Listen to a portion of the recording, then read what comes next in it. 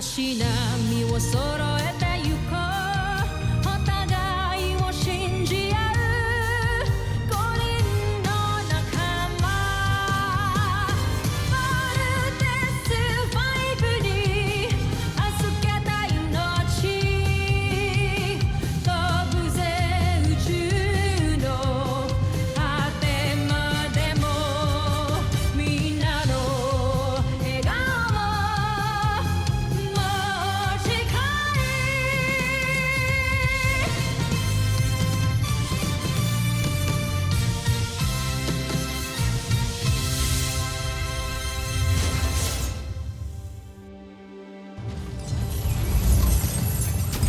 Ang nakaraan sa Voltes 5 Legacy. Tatlo kayo, anak. Paano kung natalo kayo? Eh, di tatlo din kayong sabay-sabay na mawawala sa akin. Huwag niyo nga hayaang may mangyaring masama sa inyo. Alert!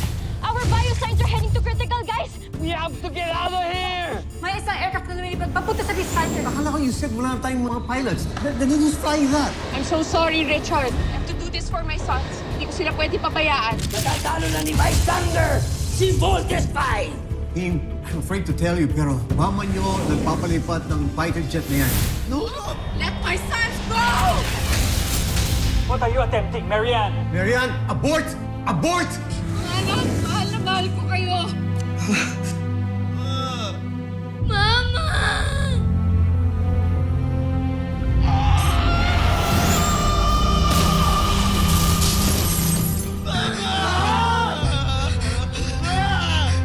Tama na, Little Chan. Mamaya ka na umiyak. Ngayon tayo kailangan mas maging matapag.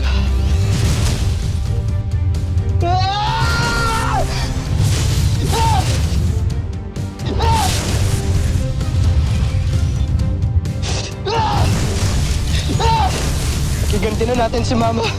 Big Bird, here's your sword.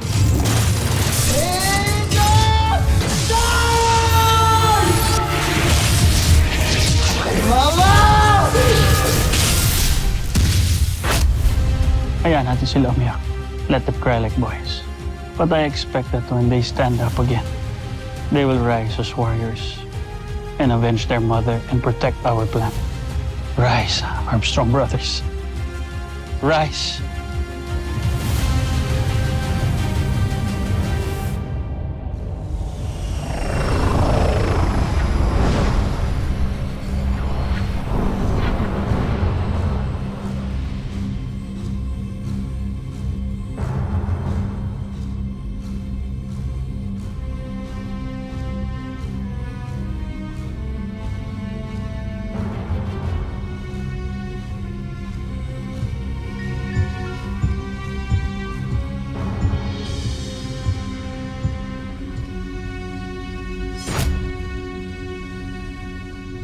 Sa pangalawang pagkakataon, muli ninyo akong binigo! Akala ko ba hindi na madadaig ating Beast Fighter? Paumanhin, Joffrey. Kamali ako ng ikala. Patawarin niyo kami. Bigyan niyo pa kami ng isa pang pagkakataon, kamahalan. Huwag na kayo magalit sa amin. At bakit ako hindi magagalit? Ipapahiya ninyo ako sa ating emperador. At sa buong busan!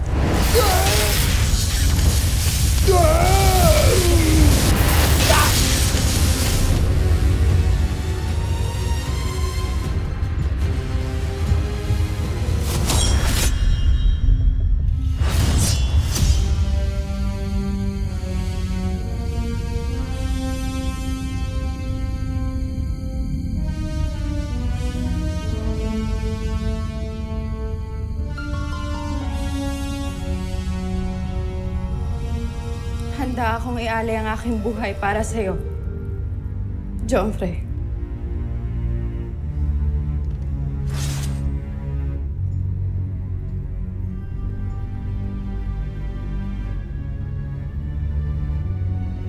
Tatandaan ko yung sinabi, Sandra. Bibigyan ko kayo ng isa pang pagkakataon.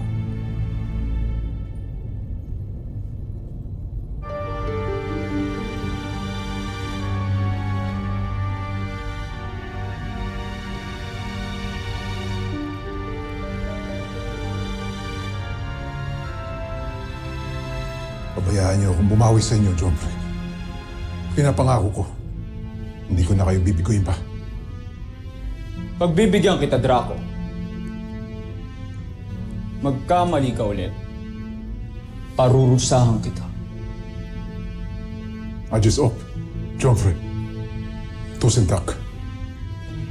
Sa pagkakataon ito, sinisiguro ko, mananalo na tayo. Kung ganon, ano pang ginagawa nyo? Simulan nyo na magplano magsilayas kayo sa harapan ko!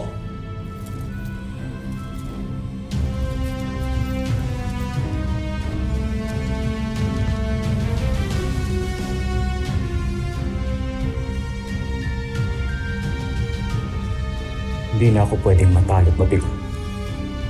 Hindi ako pwedeng matulad sa aking ama. Nakahihiya ng tinulad sa buong busan. Kailangan ko lang sakupin ang planetang ito sa lalong madaling panahon.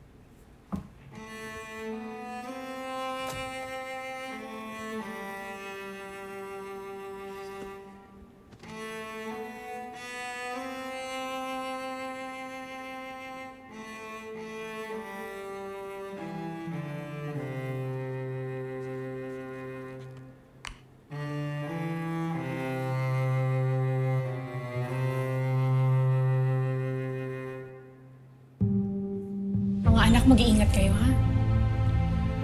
Be good. Be brave. Be Safe. Yes, ma'am. Tutuloy natin ang misyon.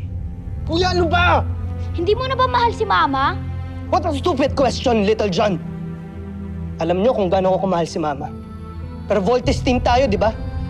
We have to fight. Nag-pledge tayo sa cause. Tuloy natin yung mission hanggang di natin nawawasak yung Beast Fighter. Roger? I said Roger! Roger! Tuloy ang mission. Sana lang hindi mo pagsisihan to, ah.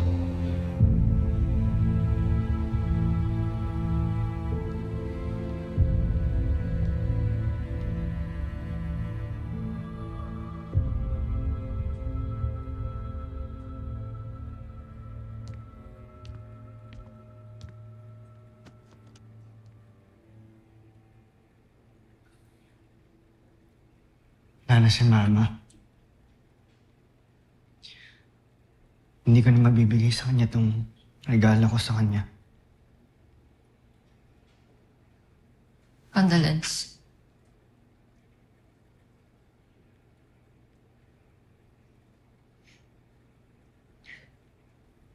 Alam mo ako yung sinisisi nila, Big Bird. Tingin mo ba kasalanan ko talaga? Mali ba yung desisyon ko na hindi bumalik dito sa camp? Kaya namatay si Mama?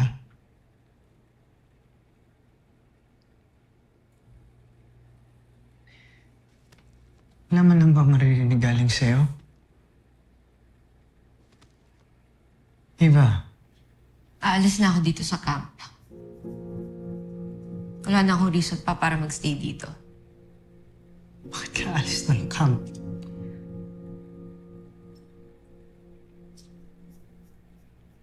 Tingin pa talaga? Na namatayan ako ngayon ka pa aalis. Ba't di ka magpa-comfort kay Jamie? Total, may gusto ko naman pala sa kanya, di ba?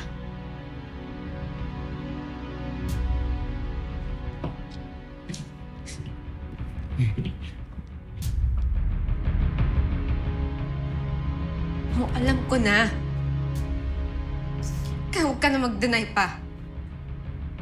Pinakailaman ko yung phone mo dyan sa locker mo. Nakita ko puro picture si Jamie.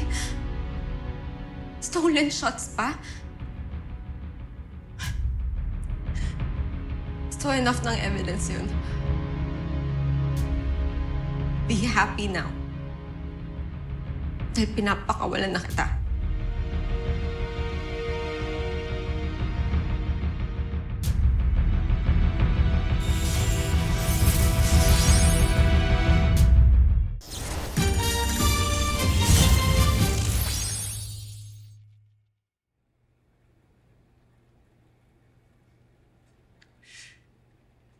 Yes. Aminin ko may gusto ko kay Jamie. Pero hanggang doon lang yun. I'm not going to act on it. Hindi kita lulukuhin. Okay? Tingin mo ba uunahin ko pa yun kaysa sa nanay ko? Ava, I just lost my mother. Mga kapatid ko galit sa akin. Yes, kung gusto mo umalis, hindi kita pipigilan, pero wag naman sana ngayon. Kailangan kita eh.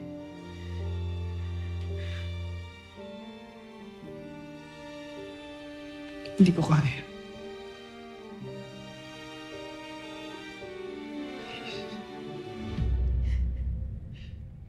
Ava.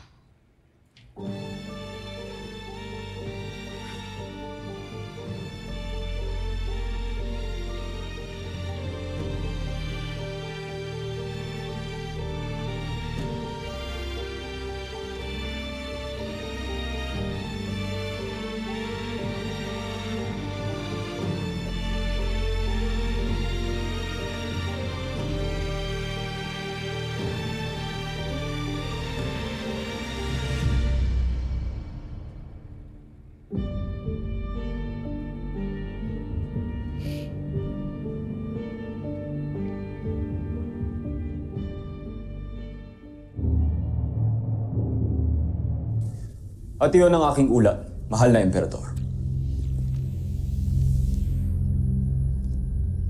Nabigo ka na naman, Zardos. Tila yata nagkamali ako na ikaw ang pinadala ko sa Terra Air 2. Patawad, Joffrey. Gaya ka rin pala ng iyong ama. Wala ka rin magagawang maganda para sa Busan. Huwag mo kong ihalintulad sa isang traitor. Hindi ko siya pinaslang para may halintulad sa kanya. Joffrey. Kung gayon, patunayan mo ang iyong sarili. Hanggat hindi mo nasasakop ang Terra Air 2, kasing baba ng iyong ama ang magiging tingin ko sa'yo. Naiintindihan mo ba, Zardos?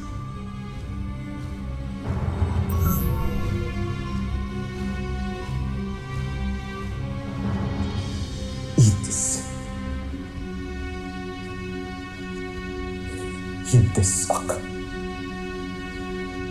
Bakit lagi na lang ako inahalintulad kay Roscar?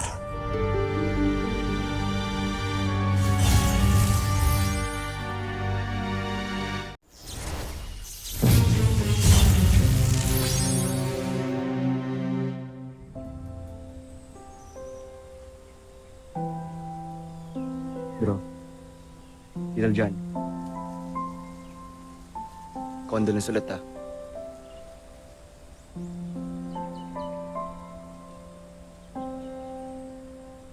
Condolence, guys.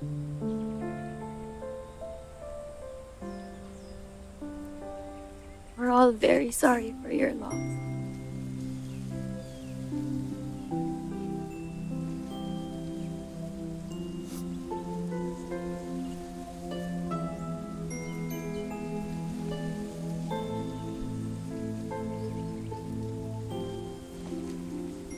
Salamat.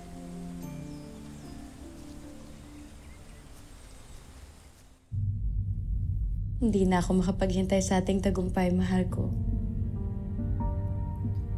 Sa sandaling mangyari yon, nais kong bumalik tayo agad sa Busan. Nang sa gayon ay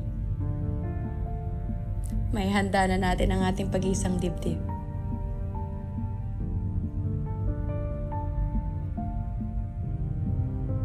Nais ko lang malaman mo na inialay ko ang buong buhay ko at buong puso para sa Busan.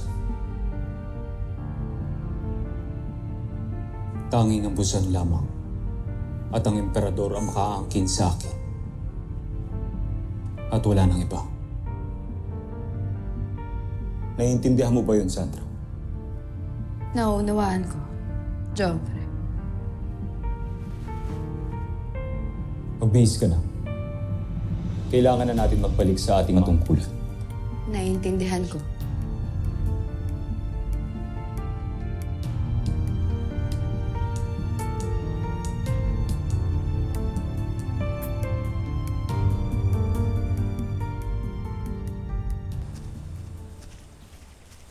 Sige, umalis kayo.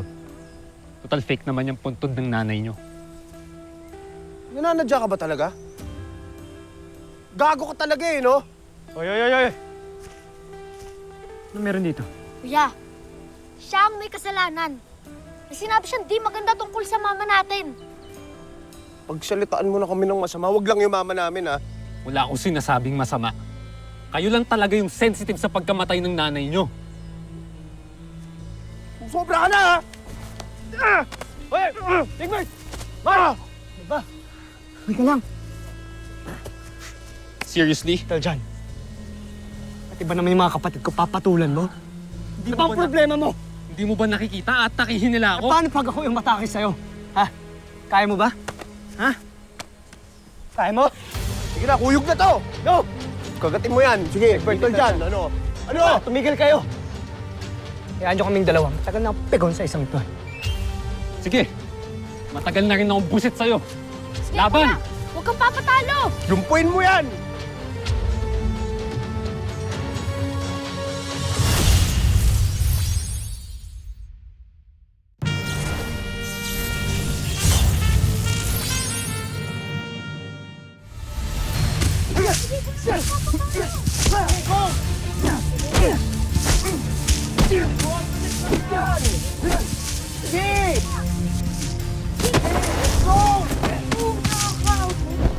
Ano ba? Hindi kayo dapat nag-aaway! At kayong dalawa, bakit hindi nyo man lang sila inaawat? Ha? Paano kasi itong si Mark? Pinabasto si Mama. Mag-sorry ka, hoy! Hindi ako magsasorry dahil opinion ko lang yun. Bahala kayong magalit kung gusto nyo. Mark, alam ko na yung totoo. Parang ang hirap po kasing pakisamahan yung pagiging aloof and cranky and moody po niya pag hindi po namin siya ganun kakilala. Naiiyak po ka.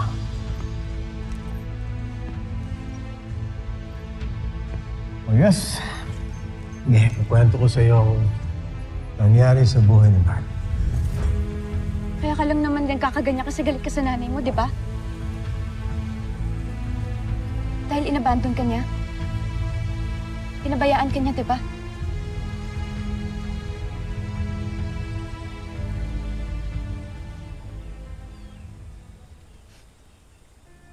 Hindi totoo yan. Stop inventing things. Mark, hindi mo na kailangan mag-deny. Alam ko na yung totoo. And I'm sorry, but hindi nakatikim ng pagmamahal si Mark kasi bata pa lang siya nung maulila siya sa nanay niya. Mark, yung galit mo sa nanay mo, dahil yun, mahal mo siya. Mahal mo siya kaya ka nasasaktan. Guys, kahit nang namatay yung tatay niya, hindi pa rin bumalik yung nanay niya. Binuhay ni Mark yung sarili niya. Walang inang nagpalaki sa kanya. Tama na, Jamie. Tumahimik ka na. Mark, I'm sorry, pero kailangan ko sabihin sa kanila to para maintindihan ka nila. Oh, sige, sabihin natin, naiintindihan natin si Mark ngayon. Pero sana, wag niyang binubuntong yung galit niya sa nanay niya sa mama namin. Baka nakakalimutan niyo. She died for us. Naiintindihan ko yun, okay? And I agree. Pero kailangan nating magkaisa para maayos natin yung mission natin, para magawa naman natin ng maayos. If we are united and if we understand each other, mas mahihirapan yung kalaban na talunin tayo. Pero kung kayo-kayo lang naman ding nag-aaway, hindi na pang gagawin nila. Ha?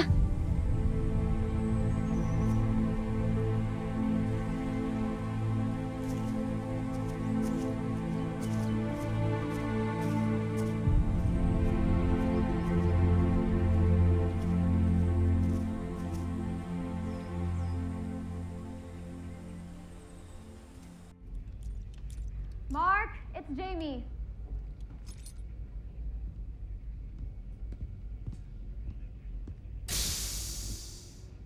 Bakit nandito ka? Can we talk? It's about your attitude with the Armstrong brothers. Look, I'm tired and I want to take a shower. Kaya pwede ba next time na lang? Door close! Gusto kasi kitang pagsabihan. Sobrang insensitive mo talaga sa Armstrong brothers kanina. Hindi aso ang namatay sa kanila, Mark. Sarili nilang ina. Kaya hindi ganun kadaling mag-mourn at mag-move on. Wala kasi akong pakialam sa mga ina-ina na yan.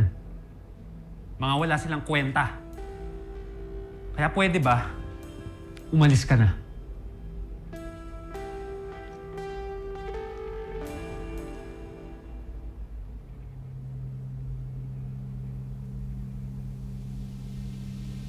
Di ba ang sabi ko umalis ka na? Why are you being so evasive?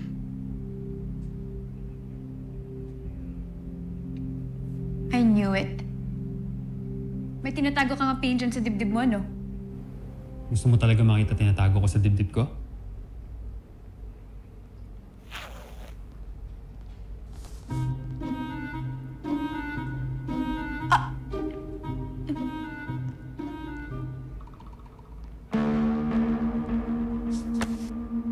Kakairita ka talaga.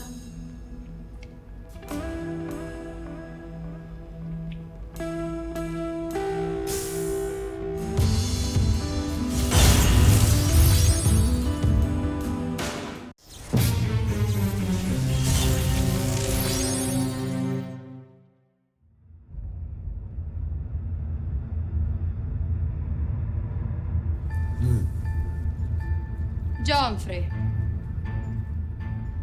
Sinimulan niyo na bang buuin at palakasin ang susunod nating beast fighter? Oo, Joffrey. Kasalukuyan ang pinapalakas at binubuo ni General Zul sa kanyang laboratorio ang bago nating beast fighter. Yon ay si Gardo. Upang lalo itong maging matalas at mahusay sa pakikipagdigma. General Draco, anong pinagkaiba ng beast fighter na ito sa ibang mga pinapadala natin noon? Bakit parang kampante ninyo dalawa? Pinag-aralan kong mabuti si Voltes 5. At natuklasan ko, ang pinakamalakas, premyado nitong armas, ay ang laser sword.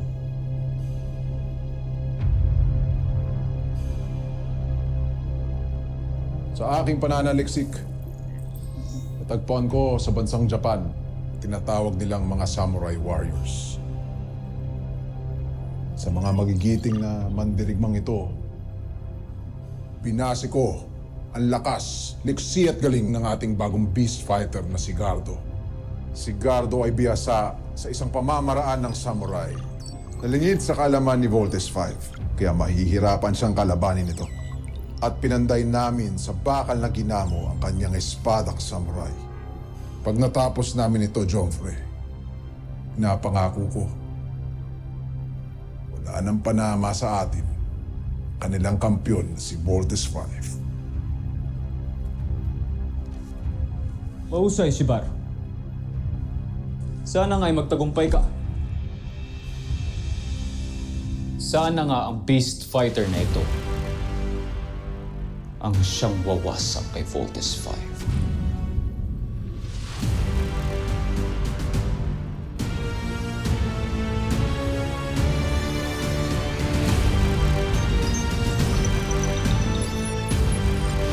Susunod sa Voltes 5 Legacy. Oo lang, hanggang ngayon, di ko nga alam ba't kami iniwan ng nanay ko. Gusto mo bang maalam ko ang nanay mo? What if iniwan niya kami para sa iba? What if may iba na siyang pamilya? Anak, yung mas mahal niya kaysa sa akin. At least, alam mo, kesa hula ka ng hula. Umalis mo ng camp si Big Bird, Dr. Smith. Mabas Big Bird sa main gate, papuntang mainland. Hayaan niyo siya.